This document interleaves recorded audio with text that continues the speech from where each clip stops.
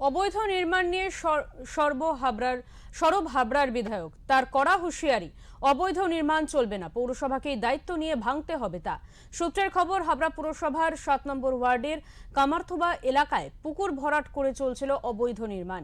সেই খবর পেয়ে ঘটনাস্থলে পৌঁছয় বিধায়ক। মালিকের থেকে সমস্ত নথি নিয়ে নবনির্মীয়মান বিল্ডিংটি বৈধ না অবৈধ তা যাচাই করে বিধায়ক বলেন, যেটি তৈরি হচ্ছে সেটি অবৈধ, কোনো রকম অনুমতি নেই। ফলে পৌরসভার দায়িত্ব এটি দেখার, তাই পৌরসভাকে ভাঙতে হবে এই অবৈধ বিল্ডিং।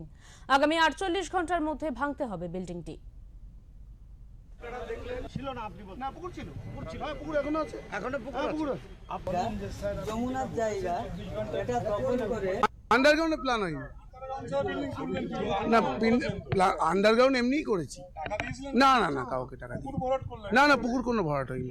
পুকুর পুকুরের জায়গায় আছে, কোনো কালভার্ট বন্ধ করিনি। দাদা তো বললাম, দাদা চলুক ওখানে, ওখানে গাঁথনি রয়েছে, ওখানে আগের গাঁথনিই রয়েছে দাদা, আগের গাঁথনিই রয়েছে, এই গাঁথনিটা আগের গাঁথনিই রয়েছে। আগের লোক অন্যায় করেছে বলে না আমি কোনো ওখানে কিছু করিনি তো, আমি ওখানে দাদা কিছু করিনি আমি। আপনি দেখুন, আপনি দেখুন ওখানে। আপনাকে আমি বলছি 24 ঘন্টার মধ্যে আপনি এই পেপারস নিয়ে আসবেন, হ্যাঁ, আপনার লয়ার যদি থাকে নিয়ে আসবেন। ঠিক আছে, আমি ঠিক আপনাকে আছে, নিয়ে আসবেন আপনি। আমি তো বললাম আপনাকে, আপনার এখানে স্কয়ার ফিট মামা অন হবে। ক্যামেরায় বললাম তো আপনাকে, আপনার কাছে আমি সবকিছু নিয়ে হাজির হব। হাবড়া পৌরসভা পয়সা নিয়ে যে কাজগুলো করেছে দেখছেন, একের পর এক ইনফরমেশন আমার কাছে আসছে।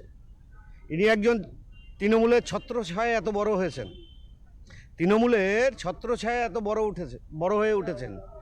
বেসমেন্টটা দেখলেন আন্ডারগ্রাউন্ডে, উনি নিজে বললেন পারমিশন আছে, আপনার পারমিশন নেই। রিজার্ভার হচ্ছে, তার পারমিশন আছে নেই।